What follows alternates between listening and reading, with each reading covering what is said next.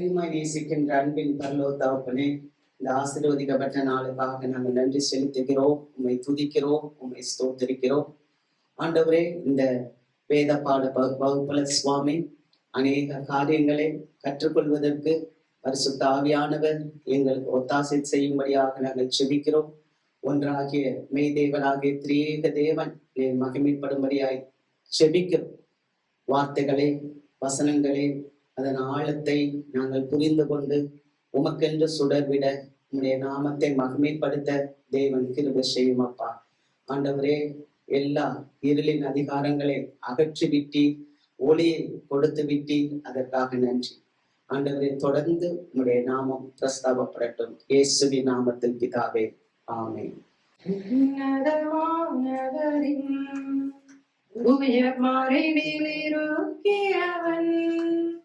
சர்வ வல்லவரின் நிழலில் தங்குவான், இது பரமசிலாக்கியமே.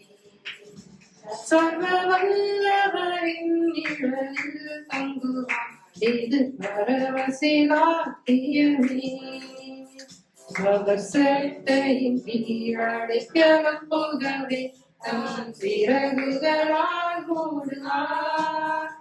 அவர் செட்டையின் கீழடைக்கலம் போகவே தன் சிறகுகளால் மூடுவார். தேவன் அடைக்கலமே, என் கோட்டையும் மரணும் அவர். அவர் சத்தியம் பரிசையும் கேடகமா, என் நம்பிக்கையும் அவரே. அவர் சத்தியம் பரிசையும் கேடகமா, என் நம்பிக்கையும் அவரே. அவர் செட்டையின் கீழ் அடைக்கலம் போகவே தன் சிறகுகளால் மூடுவார். அவர் செட்டையின் கீழ் அடைக்கலம் போகவே தன் சிறகுகளால் மூடுவார். இரவின் பயங்கரத்திற்கும் காதலில் பறக்கும் அம்புக்கும் இருளில் நடமாடும் கொள்ளை நோய்க்கும் நான் பயப்படவே மாட்டேன். இருளில் நடமாடும் கொள்ளை நோய்க்கும் நான் பயப்படவே மாட்டேன். அவர் சட்டையின் கீழ் அடைக்கலம் போகவே தன் சிறகுகளால் மூடுவார். அவர் சட்டையின் கீழ் அடைக்கலம் போகவே தன் சிறகுகளால் மூடுவார். 1000 பேர்கள் உன் பக்கம் விழுந்தாலும் அது ஒரு காலத்தும் உன்னை அணுகிடாது. உன் தேவனும் தாவரமே, அது ஒரு காலத்தும் உன்னை அணுகிடாது. உன் தேவனும் தாவரமே. அவர் செட்டையின் கீழ் அடைக்கலம் புகவே தன் சிறகுகளால் மூடுவார். அவர் செட்டையின் கீழ் அடைக்கலம் புகவே தன் சிறகுகளால் மூடுவார். தேவனும் அடைக்கலமே, ஒரு பொல்லாப்பு உன்னை சேருவோம். ஒரு வாதையும் உன் கூடாரத்தை அணுகாமலே காத்திடுவார். ஒரு வாதையும் உன் கூடாரத்தை அணுகாமலே காத்திடுவார். அவர் சட்டையின் கீழ் அடைக்கலம் புகவே தன் சிறகுகளால் மூடுவார். அவர் சட்டையின் கீழ் அடைக்கலம் புகவே தன் சிறகுகளால் மூடுவார். சிங்கத்தின் மேலும் நடந்து வலு சர்ப்பத்தையும் மிதிப்பார். அவர் நாமத்தை நீ முற்றும் நம்பினதா, உன்னை விடுவித்து காத்திடுவார். அவர் நாமத்தை நீ மற்றும் நம்பினதா, உன்னை விடுவித்து காத்திடுவார். அவர் சட்டையின் கீழ் அடைக்கலம் புகவே தம் சிறகுகளால் மூடுவார். அவர் சட்டையின் கீழ் அடைக்கலம் புகவே தம் சிறகுகளால் மூடுவார். உன் வழிகளிலெல்லாம் உன்னை தூதர்கள் காத்திடுவார். உன் பாதங்களில் இடராதபடி தங்கள் கரங்களில் ஏந்திடுவார். உன் பாதங்களில் இடராதபடி தங்கள் கரங்களில் ஏந்திடுவார். அவர் சட்டையின் கீழ் அடைக்கலம் புகவே தம் சிறகுகளால் மூடுவார். அவர் சட்டையின் கீழ் அடைக்கலம் புகவே தம் சிறகுகளால் மூடுவார். பாவத்திலும் அவரை நான் நோக்கி கூப்பிடும் வேளையிலும் என்னை காப்புவித்தே முற்றும் ரட்சிப்பாரே என் ஆத்துமனீஸ்வரர். என்னை காப்புவித்தே முற்றும் ரட்சிப்பாரே என் ஆத்துமனீஸ்வரர். அவர் சட்டையின் கீழ் அடைக்கலம் புகவே தம் சிறகுகளால் மூடுவார். அவர் சட்டையின் கீழ் அடைக்கலம் புகவே தம் சிறகுகளால் மூடுவார். நாம் வேதத்தை இன்றைக்கு தியானிக்க போகிறோம். அல்லேலூயா. நம்ம எபேசியர் புஸ்தகத்தை நம்ம படித்து அதில் நாம் தெளிவு பெற போறோம். ஆமென். கர்த்தருக்கு மகிமை. நம்ம எபேசியர் புஸ்தகத்தை பார்க்க போறோம்.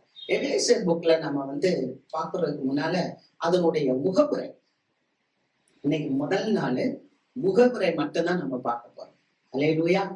இந்த முகப்புரையில நம்ம பார்க்கும்போது நீங்க நோட்ஸ் கொண்டு வந்திருப்பீங்க. தயவு செய்து நீங்க நோட்ல எழுதிக்கோங்க, அது உங்களுக்கு பிரயோஜனமா இருக்கும். நம்ம எபேசியர் நிருபம் நம்ம படிக்க போறோம்.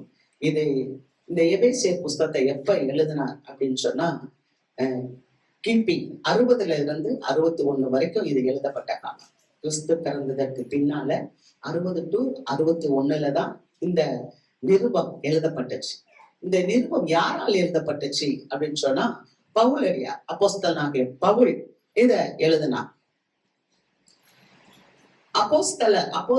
அப்போஸ்தலர்னா யாரு? அப்போஸ்தலர்னா அனுப்பப்பட்டவன். அப்ப ஆண்டவரால் தெரிந்து கொள்ளப்பட்டவர்கள், ஆண்டவரால் பயன்படுத்தப்படுகிறவர்கள், ஆண்டவரால் அனுப்பப்பட்டவர்கள் தான் அப்போஸ்தலர். இயேசு கிறிஸ்துவ கூட அப்போஸ்தலர் தான். அவர் 5 விதமான ஊழியங்களையும் இயேசு கிறிஸ்து செய்தார். அவர் ஒரு தீர்க்கதரிசியாக இருந்தார், பிரதான ஆசாரியராக இருந்தார், அப்போஸ்தலராக இருந்தார், எல்லாமா இருந்தார். அதனால அவரையும் கூட நம்ம அப்போஸ்தலர், ஏன்னா அனுப்பப்பட்டவன். ஆண்டவராக இயேசு கிறிஸ்து அனுப்பப்பட்டவர் இல்லையா? நம்ம யோவான் எழுதின நற்செய்தி நூல் 9வது அதிகாரத்துல வாசிக்கும் போது அந்த பிறவி குருடன் அவனுடைய கண்கள்ல அவரு அந்த சேர பூசி வச்சுட்டு நீ போய் சீலோவாமில கழுவு. அப்ப நம்ம எந்த மருந்து எடுத்தாலும் எந்த மாத்திரை எடுத்தாலும் நம்ம கழுவ வேண்டிய இடம் ஒண்ணு இருக்குன்னு சொன்னா அது ஆண்டவராக இயேசு கிறிஸ்துனுடைய ரத்தம். அப்ப அந்த சீலோவாம்ல கழுவும் போது அந்த குருடன் பார்வை பெற்றான். அப்ப சீலோவாம் அப்படின்னா அனுப்பப்பட்டவன் அப்படின்னு அதுக்கு அர்த்தம் அப்படின்னு பார்த்தோம். அப்ப அப்போஸ்தலர் அப்படின்னா அனுப்பப்பட்டவர்கள். இது எங்க இருந்து எழுதுனாங்க? இந்த நிருபத்தை எங்க இருந்து எழுதுனாங்க அப்படின்னு சொன்னா இந்த நிருபத்தை ரோமாபுரி சிறைச்சாலையில இருந்து பவுல் எழுதுறார். அவர் ஒரு சிறையிருப்புல இருக்கும் போது பவுல் அந்த எபேசு மக்களுக்காக அவர் எழுதுறார். பாருங்க, அவர் எபேசுல எப்ப இருந்தார் அப்படின்னு சொன்னா எபேசுல அவர் இருந்த வருஷம் 53 இருந்து 55 வரைக்கும் தான் அவர் இருந்தார். எபேசிய சபையில அவர் ஊழியம் செய்த ஆண்டுகள் கிபி 53 முதல் 55. ஆனா இப்ப இவர் எங்க இருக்கிறாரு? ரோமாபுரி சிறைச்சாலையில இருக்கிறார். ரோமாபுரி சிறைச்சாலையில எப்போ இருக்கிறாரு? 60 இருந்து 61 வரைக்கும். அந்த இந்த நாட்கள்ல நினைவு கூர்ந்ததெல்லாம், நடைபெற்ற ஊழியங்களை எல்லாம் நினைவு கூர்ந்து ஒரு கடிதமாக இந்த சிறைச்சாலையில இருந்து எழுதுகிறார். இது எபேசியருக்கு மட்டும் இல்ல, கொலோசையருக்கு எழுதுறாரு, பிலிப்பியருக்கு எழுதுறாரு, பிலமோனுக்கு எழுதுறார். பிலிப்பியர், கொலோசையர், பிலோமன் இதற்கெல்லாமே அவர் என்ன பண்ணாருன்னா எழுதி அனுப்புறாரு இந்த நிருபங்கள். கர்த்தருக்கு மகிமை. சரி, இப்படி முதலாவது பவுல் தான் இந்த எபேசுல ஊழியம் செய்கிறார். அல்லேலூயா. எபேசு என்றது ஒரு பகுதி, ஒரு பட்டணம். அந்த பட்டணம் இப்ப நம்ம இங்க ஒரு பட்டணம் இருக்கு இல்லையா, இந்த பட்டணத்துல இங்க நம்ம சர்ச்சை வச்சிருக்கிற மாதிரி அங்க முதல்ல பவுல் இந்த இடத்தை கண்டுபிடிச்சு அந்த இடத்துல அவரு அந்த ஊழியத்தை செய்யறார். அப்படி ஊழியத்தை செய்யும் போது ஒரு மனுஷன், தேவ மனுஷன் அப்பல்லோ அப்படின்ற ஒரு மனுஷன் வரான். அந்த வார்த்தையை நம்ம வாசிக்கலாமா? அப்போஸ்தல நடபடிகள் 18வது அதிகாரம் 24 28 வசனம். அப்பொழுது அலெக்சாந்திரியா பட்டணத்தில் பிறந்தவனும் சாதுரியவானும் வேதாகமங்களில் வல்லவனுமான அப்பல்லோ என்னும் பெயர் கொண்ட ஒரு யூதன் எபேசு பட்டணத்துக்கு வந்தான். அவன் கர்த்தருடைய மார்க்கத்திலே உபதேசிக்கப்பட்டு யோவான் கொடுத்த ஸ்நானத்தை மாத்திரம் அறிந்தவனாய் இருந்து ஆவியில் அனலுள்ளவனாய் கர்த்தருக்கு அடுத்தவைகளை திட்டமாய் போதகம் பண்ணி கொண்டிருந்தான். அவன் ஜெப ஆலயத்தில் தைரியமாய் பேச தொடங்கின போது ஆக்கில்லாவும் பிரிஸ்கில்லாவும் அவன் பேசுகிறதை கேட்டு அவனை சேர்த்து கொண்டு தேவனுடைய மார்க்கத்தை அதிக திட்டமாய் அவனுக்கு விவரித்து காண்பித்தார்கள். பின்பு அவன் அகாயா நாட்டிற்கு போக வேண்டும் என்றிருக்கையில் சீசர்கள் அவனை ஏற்றுக்கொள்ளும்படி சகோதரர் அவர்களுக்கு எழுதினார்கள். இங்க அப்பல்லோவை குறிச்சு நம்ம பார்க்கிறோம். இந்த அப்பல்லோ யார் அப்படின்னு சொன்னா, இவன் அலெக்சாந்திரியா பட்டணத்தை சேர்ந்த ஒரு மனிதன். ஆனால் அவன் ஒரு நல்ல சாதுரியவான், வேதாகமத்துல வல்லவன், அப்பல்லோ என்னும் பெயர் கொண்டவன். அப்ப இவன் ஒரு சாதுரியமானவன், நல்ல பேச பழகினவன், தெரிந்தவன். அது மாத்திரமல்ல, அவன் எதுல வல்லவனா இருந்தான் அப்படின்னு சொன்னா வேதாகமங்களே. எந்த ஒரு வேதாகமத்தை அவர் யெகோவாவுடைய தேவன் நல்லா அறிந்திருந்தார், பிதாவை குறிச்சு அறிஞ்சிருந்தார். அது மாத்திரமல்ல, அவரு யோவான் ஸ்நானகன் கொடுத்த அந்த ஞானஸ்தானத்தை நல்லா அறிஞ்சிருந்தாரு. அதனால அவர் எப்படி இருந்தாருன்னா சாதுரியவனாகவும் வல்லவனாகவும், அது மாத்திரமல்ல ஆவியில் அனலுள்ளவனாய் இருந்து, அல்லேலூயா, ஆவியில அனல் உள்ளவங்களா இருந்தாங்க. இன்னைக்கு நிறைய பேர் இருக்கிறாங்க. நீங்க பாருங்க, கிறிஸ்துவவே தெரியாதவங்க கூட ஆவியில அனல் உள்ளவங்களா இருக்கிறாங்க. ஆனா அப்படிப்பட்டவங்களுக்கும் நம்ம என்ன சொல்லணும்னா கிறிஸ்துவ குறிச்சு சொல்ல வேண்டும். ஏன்னா கிறிஸ்து தான் என்னவா வந்தாருன்னா பாவ பலியாக வந்தார். அல்லேலூயா. கிறிஸ்து வராட்டினா நமக்கு என்ன இல்ல? மீட்பு இல்ல. ஆமென். இயேசு கிறிஸ்துவ நம்ம அறிக்கை செய்து இயேசு கிறிஸ்துவ விசுவாசித்து இயேசு கிறிஸ்துவ ஏற்றுக்கொண்டாதான் நமக்கு மீட்பு. அப்ப இந்த மீட்பை பத்தி அவன் தெரியாம அந்த யோவான் ஸ்நானன் கொடுத்த ஞானஸ்தானத்தையே அறிந்து நல்ல சாதுரியவனாக வல்லவனாக இந்த எபேசு பட்டணத்துல பிரசங்கம் பண்றாங்க. கர்த்தருக்கு மகிமை. அல்லேலூயா. சில காரியங்கள் நமக்கும் கூட தெரியாம இருக்கும். அதனாலதான் ஆவியானவர் நம்மளை இன்னும் அதிகமா அறிந்து கொள்ளும்படி இப்படி ஒரு விசேஷித்தமான கூட்டத்தெல்லாம் வச்சு நமக்கு கர்த்தர் கற்றுக் கொடுக்கிறான், போதிக்கிறான். அல்லேலூயா. அப்ப இந்த அப்பல்லோ நல்லா பேசுகிற மனுஷன், நல்ல ஆவியில அனலுள்ள மனுஷன், கர்த்தருக்கு அடுத்தவைகளை ஏற்றதை திட்டமா போதிக்கிறான். அல்லேலூயா. ரொம்ப கண்டிப்பா திட்டமா ஒரு போதிக்கிற மனுஷன். மாத்திரமில்ல, ஜெப ஆலயத்துல அவர் தைரியமாய் பேச தொடங்கின போது ஆக்கில்லாவும் பிரிஸ்கில்லாவும் அவன் பேசுகிறதை கேட்டு அவனை சேர்த்து கொண்டு தேவனுடைய மார்க்கத்தை அவனுக்கு திட்டமாய் விவரித்து காண்பித்தார்கள். தேவாலயத்துல அப்பல்லோ பேசுறான். அப்படி பேசும்போது அங்க 2 பேர் இருக்கிறாங்க, ஆக்கில்லா பிரிஸ்கில்லா. நல்லா கவனிச்சுக்கோங்க. இப்ப இவங்க எங்க இருக்கிறாங்க? எபேசு பட்டணத்துல இருக்கிறாங்க, ஆக்கில்லா பிரிஸ்கில்லா. ஆனா ஆவியில அனலோட பேசுகிற அந்த அப்பல்லோ கிட்ட கேக்குறாங்க. கேட்கும் போது நீங்க எந்த ஞானஸ்தானத்தை பத்தி பேசுறீங்கன்னும் போது யோவான் ஸ்நானகன் கொடுத்த ஞானஸ்தானம். அப்ப யோவான் ஸ்நானகன் கொடுத்த ஞானஸ்தானத்தை பத்தி இல்ல, இயேசு கிறிஸ்து கொடுத்த ஞானஸ்தானத்தை பத்தி தெரிஞ்சுக்கணும்னு இவங்க நல்லா அவங்களுக்கு திட்டமா போதித்து அவங்க என்ன பண்றாங்க? அவரை அனுப்புறாங்க. அல்லேலூயா. கர்த்தருக்கு மகிமை. அப்ப சில காரியங்கள் நம்ம இங்க வரணும்னு சொன்னா இன்னும் அதிகமா கத்துக்கணும். வேதம் சொல்லுது பரிசுத்தம் உள்ளவன் இன்னும் பரிசுத்தமாங்க. அப்ப இன்னும் நம்ம தெரிஞ்சுக்கணும். அப்படி நம்ம நிறைய தெரிஞ்சுக்கணும்ன்ற ஆவல் இருக்கும்போது ஆண்டவர் நமக்கு நிறைய காரியங்களை வெளிப்படுத்துவார். அல்லேலூயா. நிறைய திருச்சபைகள் இருக்கு. ஆனா நிறைய திருச்சபைகள்ல இந்த ஞானஸ்தானத்தை குறித்து ரொம்ப அதிகமா போதிக்கிறது இல்லை. ஆனா ஆண்டவராகிய இயேசு கிறிஸ்து அவர் மூழ்கி ஞானஸ்தானம் எடுத்தார். அப்ப நம்மளுமே என்ன பண்ணணும்? மூழ்கி நம்ம ஞானஸ்தானம் எடுக்கணும். அவர் நமக்கு மாதிரியே முன்வைத்து போயிருக்கிறார். ஆமே. அப்ப நம்மளும் அதுக்கு என்ன பண்ணணும்? ஒப்பு கொடுக்கணும். அதனாலதான் நம்ம சபைகள்ல திருமுழுக்கு வைக்கிறோம். திருமுழுக்கு வச்சு நம்ம அதை திட்டமா அதை போதித்து ஆண்டவரை மாதிரியே நம்ம பின்பற்றுகிறோம். கர்த்தருக்கு மகிமை. சரி, அப்ப அதுக்கு பிறகு அவர் சொல்ல போயிட்டார், அந்த இடத்தை விட்டு போயிட்டார். அதுக்கு பிறகு பவுல் வர அந்த இடத்துல பவுல் வந்து அங்க உள்ள மக்களுக்கு அவர் பேசுகிறார். அப்படி பேசும்போது அதை நம்ம வாசிக்கலாம். 19வது அதிகாரம் 1, 2, 3. அப்பல்லோ என்பவன் கொரிந்து பட்டணத்திலே இருக்கையில் பவுல் மேடான தேசங்கள் வழியாய் போய் எபேசுவுக்கு வந்தான்.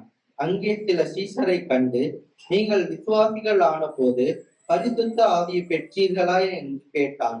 அதற்கு அவர்கள், பரிசுத்த ஆவி உண்டென்பதை நாங்கள் கேள்விப்படவே இல்லை என்றார்கள். அப்பொழுது அவன், அப்படியானால் நீங்கள் எந்த ஞானஸ்நானம் பெற்றீர்கள் என்றார். அதற்கு அவர்கள், யோவான் கொடுத்த ஞானஸ்நானம் பெற்றோம் என்றார்கள். அல்லேலூயா.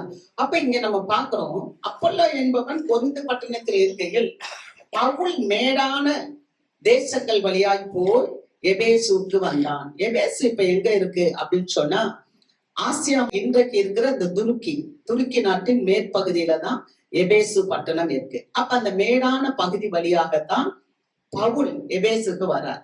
எபேசுக்கு வந்த போது அங்க இருக்கிற சீஷர்கள் விசுவாசிகளை பார்த்து கேட்கிறார், விசுவாசிகளான போது பரிசுத்த ஆவியை பெற்றீர்களா? அல்லேலூயா. அப்ப அங்க இருக்க எபேசு சபை மக்கள்கிட்ட பவுல் கேட்கிறாரு, நீங்க பரிசுத்த ஆவியை பெற்றீங்களா? அப்ப அங்க அவங்க எல்லாரும் சொல்றாங்க, பரிசுத்த ஆவியை பத்தி நாங்க கேள்விப்படவே இல்லை. இன்னைக்கு நிறைய சபைகள் பரிசுத்த ஆவியை பற்றி கேள்விப்படாம தான் இருக்கிறாங்க. சபை விசுவாசிகள்,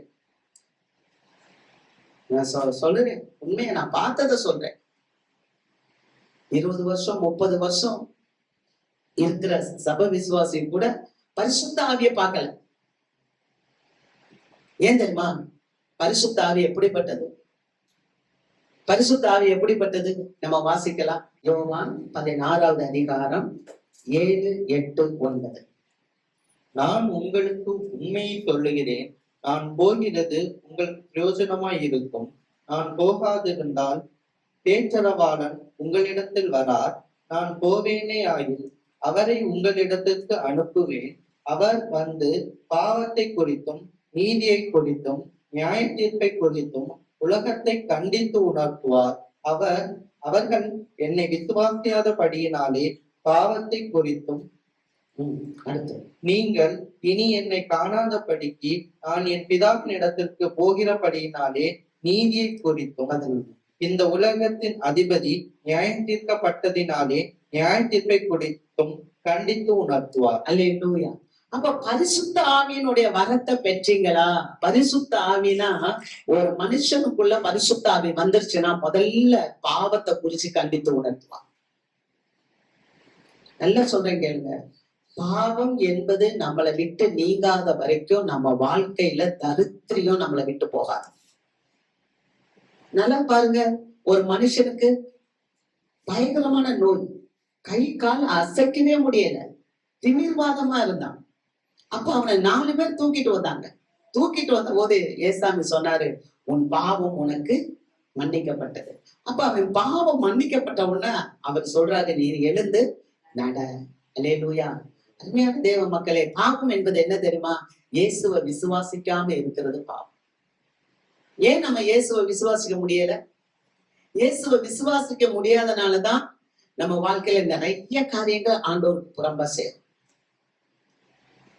அப்ப விசுவாசம், உறுதிப்பாடு, என்னைய கர்த்தர் காப்பாத்துவார், என்னை மனுஷன் காப்பாத்த வேண்டாம். ஆமே. அல்லேலூயா. நம்மளை நடத்துறவர் காப்பாத்துவார். அப்ப அவர் என்ன சொல்லுவாருன்னா, பாவத்தை குறிச்சு கண்டித்து உணர்த்துவார். நீ என்ன விசுவாசிக்கிறியா, இல்ல உன்னையுமே நீ விசுவாசிக்கிறியா, உன் மாம்சத்தையே நம்புறியா?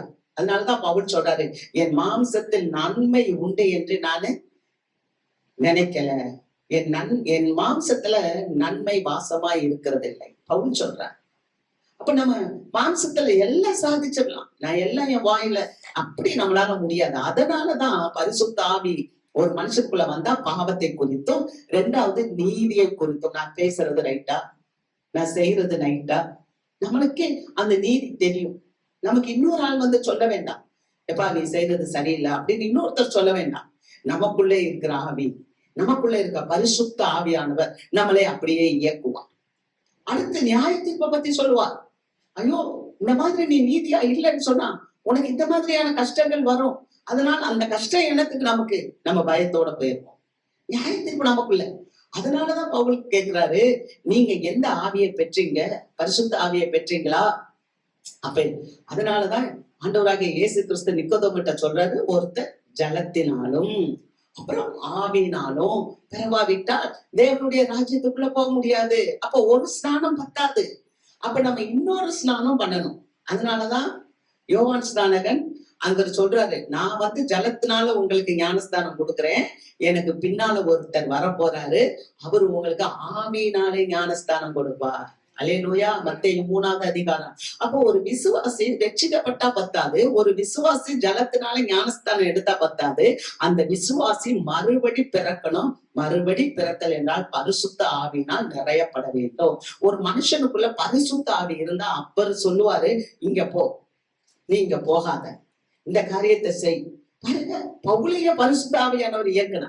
நீங்க அப்போஸ்தல நடவடிக்கைகள் 16வது அதிகாரத்தை எடுத்து பார்க்கும் போது பவுல் வந்து எங்க போகணும்னு நினைக்கிறாரு? கலாத்தியா நாட்டுக்கு போகணும்னு நினைக்கிறாரு. ஆனா பவுலுக்கு என்ன வந்திருந்தது? ஒரு பயங்கரமான வயித்த ஒளி வந்தது. வயித்த ஒளி வந்து அவரு நினைச்ச ஊருக்கு போக மாட்டேன்னுது. அதுக்கடுத்து அவர் வேற ஒரு ஊருக்கு போகணும்னு நினைக்கிறாரு. அங்கேயும் அந்த ஊருக்கும் பவுல பரிசுத்த ஆவியானவர் போக விடாம இருக்கிறார். அப்போ ஒரு மனுஷனுக்குள்ள பரிசுத்த ஆவி இருந்தால் அல்லேலூயா, கர்த்தர் அந்த மனுஷனை வழி நடத்துவார். ஆகவேதான் நம்ம ரொம்ப முக்கியம், நமக்கு இந்த நாட்கள்ல நம்ம பரிசுத்த ஆவி இல்லாம வேத பாடத்தை வந்து படிக்க முடியாது. ஆமென். பரிசுத்த ஆவி இருந்தா மாத்திரம்தான் நம்ம வேத பாடத்தை வந்து படிக்க முடியும். ஆண்டவர் உங்களுக்கு நல்ல ஒரு ஸ்லாக்கியத்தை கொடுத்திருக்கிற நான் விசுவாசிக்கிறேன். அல்லேலூயா. இதை நீங்க விட்டுறக்கூடாது. கர்த்தருக்கு ஸ்தோத்திரம். என்ன தெரியுமா, அப்படியே சாத்தா விட மாட்டான். சாத்தா வந்து உங்களை நல்லா இருக்கணும்னு நினைக்கவே மாட்டான். ஏன்னா அவன் திருடனும் பொய்யனும் அப்புறம் அழிக்கிறவனுமா இருக்கான்.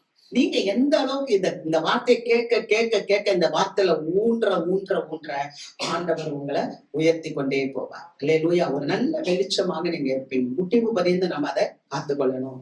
பாத்தீங்களா? அப்ப அவர் வந்து அதை பேசுறார். அடுத்த வசனம் வாசிப்பார். அப்போஸ்தலர் 19 4 5 6 7 வாசிப்போம். அப்பொழுது பவுல், யோவான் தனக்கு பின் வருகிறவராகிய கிறிஸ்து இயேசுவில் விசுவாசிகளாய் இருக்க வேண்டும் என்று ஜனங்களுக்கு சொல்லி மனம் திரும்புதலுக்கு ஏற்ற ஞான ஸ்நானத்தை கொடுத்தானே என்றான். இதை கேட்டபோது அவர்கள் கர்த்தராகிய இயேசுவின் நாமத்தினாலே ஞான ஸ்நானம் பெற்றார்கள். அல்லாமலும் பவுல் அவர்கள் மேல் கைகளை வைத்த போது பரிசுத்த ஆவி அவர்கள் மேல் வந்தார். அப்பொழுது அவர்கள் அந்நிய பாஷைகளை பேசி தீர்க்க தரிசனம் சொன்னார்கள். அந்த மனுஷர் எல்லாம் ஏறக்குறைய 12 பேராய் இருந்தார்கள். அல்லேலூயா. நீ ஒரு அருமையான அனுபவம் இல்லையா? ஏசாமி எப்படி ஒரு 12 பேரை தெரிந்து கொண்டாரோ அதே மாதிரி எபேசுவிலையும் ஒரு கூட்ட மக்கள் வர்றாங்க. அப்ப இவர் பேசுறாரு.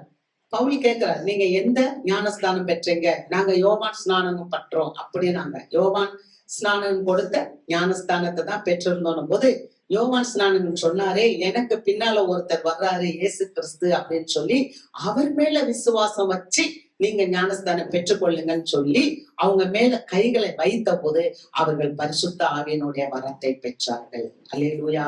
அருமையான தேவ மக்களே, பரிசுத்த ஆவியினுடைய வரத்தை நீங்க பெறணும்னு சொன்னா முதலாவது நீங்க என்ன பண்ணணும்னா, ஆண்டவராகிய இயேசு கிறிஸ்து சீஷர்களுக்கு சொன்னார், நீங்க எருசலேம்ல காத்துருங்க. அதிகமா நமக்கு என்ன வேணும் தெரியுமா? நம்ம ஆண்டவருடைய சமூகத்தை தேடுற வாஞ்சனை ரொம்ப இம்பார்ட்டன்ட். முதல்ல நம்ம ஆண்டவரை தேடும். முதலாவது தேவனுடைய ராஜ்யத்தையும் அவருடைய நீதியையும் தேடுங்கள், அப்பொழுது இவைகள் எல்லாம் உங்களுக்கு கூட கொடுப்பார். இந்த வாழ்க்கை வந்து ரொம்ப ஈஸியான வாழ்க்கை. என்ன தெரியுமா? ஆண்டவர் வந்து மனசைதான் பாக்குறாரு. கொஞ்சத்தில் நீ உண்மையா இருந்தால் உன்னை நான் அநேகத்தில் ஆசீர்வாதமா இருப்பேன். ஆமென். அப்ப கர்த்தருக்கு கொடுக்க வேண்டிய அந்த நேரத்தை நம்ம வர்றோம்ல, அந்த நேரத்தை கொடுக்கும்போது கூட இப்படியே நம்ம பார்க்க கூடாது. அந்த மாதிரி ஆண்டவரை தேடணும், ஆண்டவருக்கு முக்கியத்துவம் கொடுக்கணும். ஆமென். அந்த 19வது அதிகாரம் 4ல இருந்து அவர் வந்து பரிசுத்த ஆவியை கொடுக்கிறார். அப்ப பரிசுத்தாவியை நம்ம பெற்றுக்கொள்ளணும்னா அதிகமா நம்ம எங்க இருக்கணும்னா தேவனுடைய ஆலயத்தை வாஞ்சிக்கணும். ஆண்டவர் சொன்னாரு, அவர் உயிரோட எந்திரிச்சு 40 நாள் திருஷ்டாந்தங்களா சீஷர்களுக்கு தன்னை வெளிப்படுத்தி காட்டின பிறகு அவர் சொன்னாரு, நீங்க எருசலேமை விட்டு போகாமல் இங்கே தங்கி இருங்க, உங்களுக்கு பரிசுத்த ஆவி வரும். அல்லேலூயா. என் வேலையை கொஞ்சம் நான் சிரித்துட்டு ஆண்டவருக்கு நான் முதலிடம் கொடுக்குறேன். அப்படி கொடுக்கும் போது தேவன் தாழ்மையில இருந்து உங்களை தூக்கி உயர்த்தி எடுப்பார். அல்லேலூயா.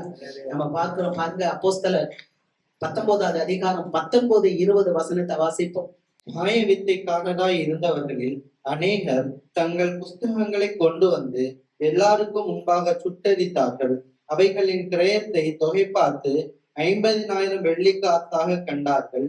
இவ்வளவு பலமாய் கர்த்தருடைய வசனம் விருத்தி அடைந்து மேற்கொண்டது. அல்லேலூயா. மாய வித்தைக்காரர்கள் ரட்சிக்கப்பட்டாங்க எபேசுல. ஆமென். அவங்க வச்சிருந்த அந்த புஸ்தகங்கள், அவங்க வச்சிருக்க அந்த புஸ்தகங்கள் எல்லாம் கொண்டு வந்து எல்லாருக்கும் முன்னாக சுட்டரித்தாங்க. அது மாத்திரம் இல்ல, அநேகர் அதை தொகை பார்த்து 50,000 வெள்ளி காசா இருந்தது. இப்படியாய் தேவனுடைய வார்த்தை விருத்தி அடைந்து எபேசுல மேற்கொண்டது. தேவனுடைய வார்த்தை, அந்த சபை, அந்த பவுல் ஸ்தாபித்த சபை. பவுல் போறாரு, போய் அங்க நிக்கிறாரு. அதுக்கு முந்தின வசனங்கள் எல்லாம் பார்க்கும்போது அந்த எபேசு பட்டணத்துல நிறைய அற்புதங்களை செய்யறார், உருமால்கள்ல போடுறார். நான் சொல்ல முடியும், தீர்க்கமா சொல்ல முடியும், நம்ம சபைக்கு ஆண்டவர் எத்தனை அற்புதங்களை செய்திருக்கிறார். அற்புதம் பெறாதவங்க இங்க இருக்கிறோமா? சொல்லவே முடியாது. அற்புதத்துலதான் உள்ளே வந்தோம், அற்புதத்தை நம்ம பார்த்துக்கிட்டே இருக்கிறோம். ஆனா இவ்வளவு அற்புதத்தை பெற்று அந்த சபை நல்ல பிரசித்தி அடைஞ்சிச்சு. இது எல்லாமே இன்னைக்கு நம்ம முகவரை தான் பார்க்கிறோம். இன்னும் ஒரு ஸ்டான்ஸா நம்ம முகவரை பார்த்து இன்றைய காரியத்தை நம்ம நிறைவு செய்வோம். அடுத்து நம்ம இதனுடைய தொடர்ச்சியை நம்ம பார்ப்போம். பாருங்க, இவ்வளவு பிரசித்தி பெற்ற இந்த எபேசு சபை, இந்த எபேசு சபையை பவுல் ஸ்தாபிச்சாரு. பவுல் பல காரியங்களை அவர் செய்தார். எல்லாம் மாயவித்தக்காரங்களா மனம் திரும்புறாங்க, புஸ்தகத்தை எல்லாம் எரிக்கிறாங்க, எல்லாம் நடக்குது. ஆனா கடைசியா என்ன நடக்குது பாருங்க. அப்போஸ்தலனாகிய யோவான் 12 சீஷர்களா ஒருத்தர் இந்த எபேசு சபையை பத்தி எழுதுறாரு. இந்த எபேசு சபையை பத்தி எழுதுறாரு. எழுதும் போது அவர் என்ன சொல்றாரு அப்படின்னா, பத்மு தீவுல இருந்து இந்த சபைக்கு ஒரு கடிதம் எழுதுறாரு. இந்த சபை நல்ல பண்பு உள்ள சபை, நல்ல சபை போல அது தன்னை காட்டிக் கொள்ளுது. ஆனா அது எப்படி இருக்கு? வெளிப்படுத்தின விசேஷம் 2வது அதிகாரம் 4-5 வசனங்களை வாசிப்போம். 2வது அதிகாரம் 4-5. ஆனாலும் நீ ஆதியில் கொண்டிருந்த அன்பை விட்டாய் என்று உன் பேரில் எனக்கு குறை உண்டு. ஆகையால் நீ இந்த நிலைமையில் இருந்து விழுந்தாய் என்பதை நினைத்து மனம் திரும்பி ஆதியில் செய்த கிரியைகளை செய்வாயாக. இல்லாவிட்டால் நான் சீக்கிரமாய் உன்னிடத்தில் வந்து நீ மனம் திரும்பாத பட்சத்தில் உன் விளக்கு தண்டை அதனிடத்தில் நின்று நீக்கி விடுவேன். பாத்தீங்களா? எபேசு சபை பத்தி அவர் சொல்லும் போது சொல்றாரு, ரொம்ப அருமையா இருக்கு. அப்படியே இந்த எபேசு சபை பார்க்கும் போது மாயவித்தக்காரங்களும் புத்தகங்கள்லாம் எரிச்சுட்டாங்க, எல்லாம் அப்படியே சபை விருத்தி அடைஞ்சு வளருது. வெளியே பார்த்தா சபை ரொம்ப, சபைன்னா நீங்க முழுசா நினைக்க கூடாது, தனி மனிதன் உங்களை ஒரு ஆளதான் சொல்றது சபை. அப்படியே பார்த்தா ரொம்ப விருத்தி அடைந்து அவங்க ரகசியவர்களை இயேசு அப்படியே இதை எடுத்துட்டு போயிருப்பா, எடுத்துட்டு கொள்ளப்படும் அப்படி போல தெரியலாம். ஆனா அது அப்படி இல்லை. என்ன பாக்குறாரு? ஆதியில கொண்ட அன்பை விட்டு விட்டாய் என்று உன் பேரில் எனக்கு குறை உண்டு. ஆகையால் நீ இன்ன நிலைமையிலிருந்து விழுந்தாய் என்பதை நினைத்து மனம் திரும்பி ஆதியில் செய்த கிரியைகளை செய்வாயாக.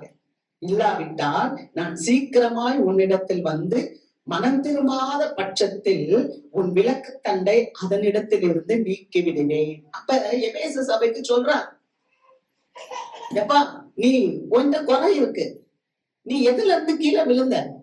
எபேசு சபைக்கு அவரு ஆண்டவராகிய இயேசு கிறிஸ்துவினுடைய சீஷன் சொல்றார், எதுல இருந்து ஏதாவது ஒரு காரியம் கீழே விழுந்திருப்போம், அதுல இருந்து நீ மனம் திரும்பு. இன்னைக்கு ஆண்டவர் சபைக்கு அத சொல்றார். எபேசு சபைக்கு சொன்ன காரியத்தை தான் இன்னைக்கு நமக்கு சொல்றார். ஒருவேளை இந்த செய்தியை கேட்கிற எல்லாருக்கும் அந்த வார்த்தை நமக்கு சொல்றார். எதுல கீழே விழுந்த? நீ மனம் திரும்பு.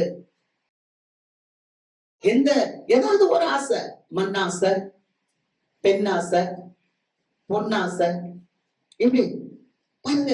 இந்த சபை மக்கள் அவ்வளவு நல்லா இருந்தாங்களாம். அந்த ஆதி அன்பு முத பரிசுத்த ஆவியை பெற்ற போது எது வேணாலும் ஆண்டவருக்கு செய்வோம். ஒரு அன்போட ஒரு நெருக்கம். ஆனா இப்ப எபேசு சபைக்கு என்ன ஆகி போயிடுச்சு? ஆதி அன்பு குறைஞ்சு போச்சு. அதுதான் இயேசு கிறிஸ்துவனுடைய சீஷன் யோவான் பத்மு தீவுல அந்த ரோமர்கள் பிடிச்சு ஜெயில போட்டு வச்சிருக்காங்க.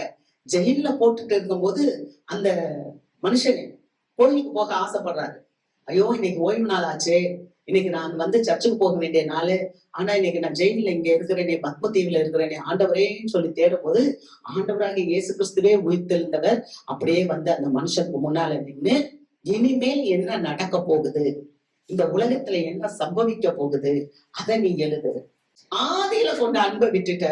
இந்த எபிரேய மக்கள் அன்பு வச்சிருந்தாங்க. வாசிக்கலாமா? 10வது அதிகாரம் எபிரேயர் 10:32-34. முந்தின நாட்களை நினைத்துக் கொள்ளுங்கள். நீங்கள் பிரகாசமாக்கப்பட்டிருந்த அந்த நாட்களில் உபத்திரவங்கள் ஆகிய மிகுந்த போராட்டத்தை சகித்தீர்களே. நிந்தைகளாலும் உபத்திரவங்களாலும் நீங்கள் வேடிக்கையாக்கப்பட்டதும் அல்லாமல் அப்படி நடத்தப்பட்டவர்களுக்கு பங்காளிகளும் ஆனீர்கள். நான் கட்டப்பட்டிருக்கையில் நீங்கள் என்னை குறித்து பரிதபித்ததும் அன்றி பரலோகத்தில் அதிக மேன்மையும் நிலையுள்ளதுமான சுதந்திரம் உங்களுக்கு உண்டென்று அறிந்து உங்கள் ஆஸ்திகளையும் சந்தோஷமாய் கொள்ளையிட கொடுத்தீர்கள். அல்லேலூயா. எப்படி சொல்றாரு பாருங்க. அவர் அந்த எபிரேய ஆக்கியம் சொல்றாரு. எபிரேய மக்களுக்கு ரொம்ப சோர்ந்து போயிருக்காங்க. வாழ்க்கையில நிறைய தோல்வி, நிறைய ஏமாற்றங்கள், நிறைய கஷ்டங்கள் இந்த யூதேய மக்கள். அதனால ரொம்ப சோர்ந்து போயிருக்கும் போது எபிரேய ஆக்கியம் சொல்றாங்க, அம்மா இங்க உட்கார்ந்துருக்கீங்க, முந்தின நாட்களை நினைச்சு பாருங்கன்றார். அல்லேலூயா. அங்க உட்கார்ந்த மக்களுக்கு அங்க ஆண்டவர் பேசுறார், நீ முந்தின நாட்களை நினைச்சு பாரு, அப்பெல்லாம் நீ பிரகாசமா இருந்த. அல்லேலூயா. முந்தி நீ ரொம்ப பிரகாசமாக்கப்பட்டிருந்த. நிறைய உபத்திரம் உனக்கு அப்பவும் இருந்துச்சு, ஆனா அதை நீங்க என்ன பண்ணீங்க? சகித்தீங்க. அல்லேலூயா. உபத்திரவம் இருந்துச்சு, ஆனா நீங்க சகித்தீங்க. அடுத்து பாருங்க, நிந்தைகளாலும் உபத்திரவங்களாலும் நீங்கள் வேடிக்கையாக்கப்பட்டதும் அல்லாமல் அப்படி நடத்தப்பட்டவர்களுக்கு பங்காளிகளும் ஆனீர்கள். எவ்வளவோ நிந்தைகள், எவ்வளவோ அவமானங்கள் உங்களுக்கு இருந்துச்சு. உங்களை எத்தனையோ பேரு நடத்துனாங்க, அதுக்கு நீங்க பங்காளி. அப்படியெல்லாம் கஷ்டம் எல்லாம் இருந்துச்சு. பாத்தீங்களா? அவ்வளவு வேதனை உங்களுக்கு இருந்துச்சு. ஆனா அப்ப ஏன் உங்களுக்கு தெரியல? அப்போ உஷ்ணம் இருந்துச்சு, அப்போ உபத்திரவம் இருந்துச்சு. எரேமியால சொல்றாரு இல்லையா, நம்மளுடைய வேர் நீர்கால்கள் ஓரமாய், நம்மளுடைய வேர் எங்க போனோம்? அந்த நீர்கால்கள் ஓரமாய் நடப்பட்டு உஷ்ணம் வந்தாலும் அது தெரியாதான். தன் காலத்தில் கனியை கொடுத்து இலை உதிராது இருக்கிற மரத்தை போல இருக்குமா. ஏன்னா நம்மளுடைய வேர்கள் அன்னைக்கு எங்க இருந்துச்சுன்னா ஆண்டவர் கிட்ட இருந்துச்சு. ஆனா இன்னைக்கு அந்த எபிரேய மக்கள் எப்படி இருக்காங்கன்னா, சோர்ந்து அவமானமா நிந்தையா எல்லாம் இருக்கிறேனே அப்படின்னு இருக்காங்க. அதுக்குத்தான் அவர் சொல்றாரு, முந்தைய நாட்களே உனக்கு அப்படித்தான் இருந்துச்சு, ஆனா நீ எப்படி இருந்த தெரியுமா? அதை சொல்றாரு பாருங்க. நான் கட்டப்பட்டிருக்கையில், பவுலடியா கட்டப்பட்டிருக்கையில் நீங்கள் என்னை குறித்து பரிதபித்ததும் அன்றி பரலோகத்தில் அதிக மேன்மையும் நிலையுள்ளதுமான சுதந்திரம் உங்களுக்கு உண்டென்று அறிந்து உங்கள் ஆஸ்திகளையும் சந்தோஷமாய் கொள்ளையிட கொடுத்தீர்கள். பாத்தீங்களா? இந்த எபிரேய மக்கள் சொத்துக்கள் எல்லாம் கூட கொள்ளைய தூக்கி கொடுத்தாங்களாம் ஊழியத்துக்கு. அல்லேலூயா. அந்த அளவுக்கு அப்ப கொடுத்தாங்க, அவ்வளவு இருந்தாங்க. அப்ப அவங்களுக்கு உபத்திரவம் இருந்துச்சு, அப்ப அவங்களுக்கு கஷ்டம் இருந்துச்சு. அப்ப இந்த பவுல் சொல்றாரு, எபிரேய ஆக்கியம் இது பவுல் தான் எழுதினாரான்றது தெரியல. அவரு சொல்றாரு, அப்பெல்லாம் நல்லா தானே இருந்தீங்க, இப்ப சுயத்தையே பார்க்க ஆரம்பிச்சுட்டாங்க அந்த மக்கள். தேவனுடைய காரியத்தை குறிச்சு கொஞ்சம் பின்வாங்கிட்டாங்க. அதனால இப்ப என்ன வருது? உபத்திரவம் வருது, உஷ்ணம் வருது, பாடு வருது. இப்ப அதையே இதே மாதிரி கூட பாருங்க, கலாத்தியர்ல பாக்குறோம். கலாத்தியர் 4வது அதிகாரம் 13, 14, 15. உங்களுக்கு தெரிந்திருக்கிறபடி நான் பலவீனத்தோடு முதலாந்தரம் உங்களுக்கு சுவிசேஷத்தை பிரசங்கித்தேன். அப்படி இருந்தும் என் சரீரத்தில் உண்டாயிருக்கிற சோதனையை நீங்கள் அசட்டை பண்ணாமலும் ஆரோக்கியாமலும் தேவதூதனை போலவும் கிறிஸ்து இயேசுவை போலவும் என்னை ஏற்றுக்கொண்டீர்கள். அப்பொழுது நீங்கள் கொண்டிருந்த ஆனந்த பாக்கியம் எங்கே? உங்கள் கண்களை பிடுங்கி எனக்கு கொடுக்க கூடுமானால் அப்படியும் செய்திருப்பீர்கள் என்று உங்களுக்கு சாட்சியாய் இருக்கிறேன். அல்லேலூயா. பாத்தீங்களா? கலாத்திய மக்களுடைய முந்தைய நிலைமை எப்படி இருக்குன்னா, பவுல் வர்றாரு, பலவீனத்தோட வர்றாராம், சரீரத்துல முதலாம் தரம் வர்றாராம் சுவிசேஷத்தை பிரசங்கிக்க. அப்ப சரீரத்துல சுகவீனமா வந்த போது கூட அந்த பவுலுடைய சரீர சுகவீனத்தை பார்த்து இவங்க அசட்டை பண்ணல. அவங்க எப்படி பவுலை ஏத்துக்கிட்டாங்கன்னா கிறிஸ்து இயேசுவை போல ஏத்துக்கிட்டாங்க. யாரு? கலாத்தியா சபை. இப்ப கலாத்தியா சபை எப்படி இருக்குன்னா வேற சுவிசேஷத்துக்குள்ள போயிருச்சு, வேற ஒரு காரியத்துல இயேசு கிறிஸ்துவ விட்டுருச்சு, சடங்காச்சாரங்களை பிடிச்சுக்கிடுச்சு. அப்ப இன்னைக்கு நிறைய பேர் அப்படித்தான் இல்லையா? ஏதாவது ஒண்ணு இன்னைக்கும் கிறிஸ்தவங்களா இருந்தே நிறைய பேர் என்ன பண்றாங்க, சில காரியங்கள் எல்லாம் பாக்குறாங்க இல்ல. இங்க பாக்குறோம், இந்த கலாத்திய மக்கள் இந்த பவுல் ரொம்ப சரீர பலவீனத்தோட போயிருந்தாராம்.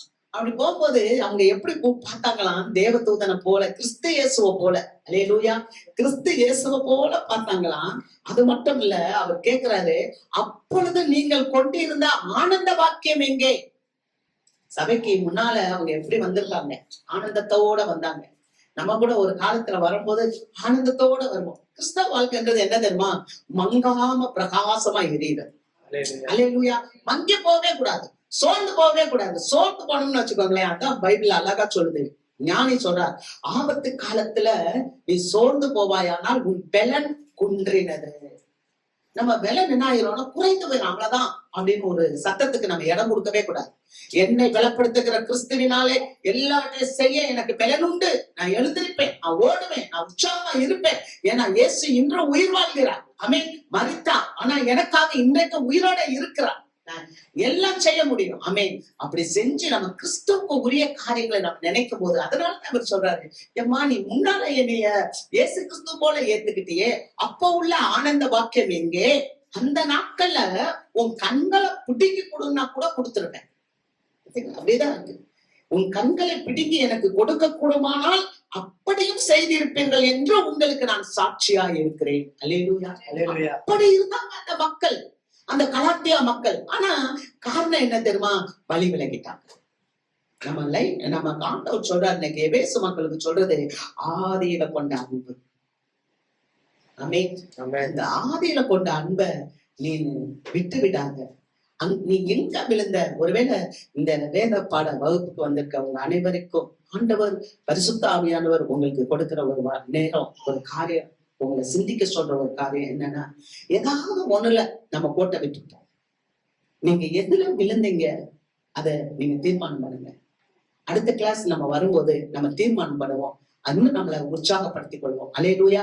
நம்ம அதை தீர்மானம் பண்ணி, எதுல விழுந்தீங்க நீங்க தீர்மானம் பண்ணி அதுல இருந்து நீங்க மனம் திரும்புங்க அப்படின்னு சபைக்கு சொல்லுங்க. ஆண்டவர் சீக்கிரம் வரப்போகிறார். நமக்கு ஒரு டைம் கொடுத்திருக்காரு. ஏசு எப்ப வரப்போகிறாருன்னு தெரியாது, ஆனா விரைவாக வருவார், திருடனை போல வருவார்.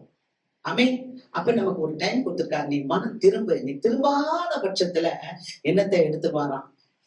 விளக்கு தண்டு. அப்ப அந்த லைட்டை எடுத்துட்டா நம்மளுடைய லைஃப் இன்னும் இருளா போயிடும். அல்லேலூயா. ஆக மனம் திரும்ப அப்படின்னு சொல்ற நல்ல ஒரு வார்த்தை இல்லையா? கர்த்தருக்கு மகிமை. அந்த மக்கள்கிட்ட என்ன இல்லைன்னா தேவ அன்பு இல்லை, சகோதர சிநேகம் அவங்கள்ட்ட என்ன ஆயிடுச்சுன்னா குறைந்து போயிடுச்சு. ஆமென். அவங்க மீட்கப்படும் நாளுக்கு என்று பெற்றிருந்த பரிசுத்த ஆவியை என்ன பண்ணாங்கன்னா துக்கப்படுத்தினாங்க. அங்க வாசிக்கிறோம் எபேசியர் 4:30. அன்றியும் நீங்கள் மீட்கப்படும் நாளுக்கென்று முத்திரையாக பெற்ற தேவனுடைய பரிசுத்த ஆவியை துக்கப்படுத்தாதிருங்கள். மீட்கப்படும் நாளுக்கென்று நம்ம பெற்றுக்கொண்ட பரிசுத்த ஆவி, சபைக்கு ஆண்டவர் பரிசுத்த ஆவியை கொடுத்திருக்கிறார். நம்ம பார்த்தோம்ல, ஒருவன் மறுபடியும் பிறக்காட்டின தேவனுடைய ராஜ்யத்துக்குள்ள போக முடியாது. அப்ப அவர் கேட்டார்ல, நீங்க ஞானஸ்தானம் பெற்ற போது பரிசுத்த ஆவியின் வரத்தை பெற்றீர்களா? அப்ப பரிசுத்த ஆவியில நம்ம பிறந்திருக்கிறோம்னா, நம்ம பானைகேன்ல வந்திருக்கிறோம்னா, நம்ம என்ன பண்ணக்கூடாதா? பரிசுத்த ஆவிய துக்கப்படுத்த கூடாது. அல்லேலூயா. நமக்கு ஆண்டவர் நமக்கு என்ன படுத்தி இருக்கிறார்னா ஆவி என்ற அச்சாரத்தை கொடுத்திருக்கிறார். அதைத்தான் நம்ம மறக்கவே கூடாது. என்னது? இது என்னுடைய பிள்ளை அப்படின்னு சொல்லி ஆவியினால நம்ம ஒவ்வொருத்தரையும் முத்திரை போட்டு வச்சிருக்கிறார். இப்ப ஆண்டவர் எங்க போயிருக்கிறாரு? பரலோகத்துக்கு போயிருக்கிறார். திரும்ப அவர் என்ன பண்ணுவாரு? முத்திரை போட்ட பிள்ளைய கூட்டிட்டு போக வருவார். ஆமென். நிச்சயதார்த்தம் பண்ணும்போது எப்படி ஒரு மணமகன் ஒரு மணவாட்டிக்கு கையில ஒரு ரிங்க போட்டு அல்லது ஒரு வலையில போட்டு நீ எனக்குரியவள் அப்படின்னு சொல்லி ஒரு ஒப்பந்தம் பண்றாங்க. ஒரு 3 மாசம் கழிச்சோ 6 மாசம் கழிச்சோ திருமணம் பண்றாங்க. அது மாதிரி ஆண்டவர் நம்மளை எல்லாம் செலக்ட் பண்ணி நமக்கு என்ன ஆவியை கொடுத்து இருக்கிறார். அல்லேலூயா. மறக்கவே கூடாது. அப்ப நான் வெளியில போகும்போதெல்லாம் நான் தனிமையானவள் இல்லை. ஆமென். நான் தனிமையானவன் அல்ல, நான் ஆண்டவர் கூறியவன். ஆமென். நான் யாரு கூறியவன்? நான் ஆண்டவர் கூறியவன். அதை நம்ம எப்போதும் நினைக்கிறோம். நம்ம அதை நினைச்சோம்னா பரிசுத்த ஆவியானவர் தான் நம்மளை இயக்குவார். அதுதான் அவர் சொல்றாரு, பரிசுத்த ஆவியை துக்கப்படுத்தாதீங்க. அப்ப இந்த வேத பாடத்துல நம்ம 5 காரியம் பார்க்க போறோம். எழுதிக்கொள்வோம். முதல் காரியம், சபை கட்டி எழுப்பப்படணும். நம்பர் 1. இதெல்லாம் வரும் நாட்கள்ல நம்ம பார்க்க போறோம். இன்னைக்கு இந்த 5 காரியத்தை எழுதிக்கோங்க.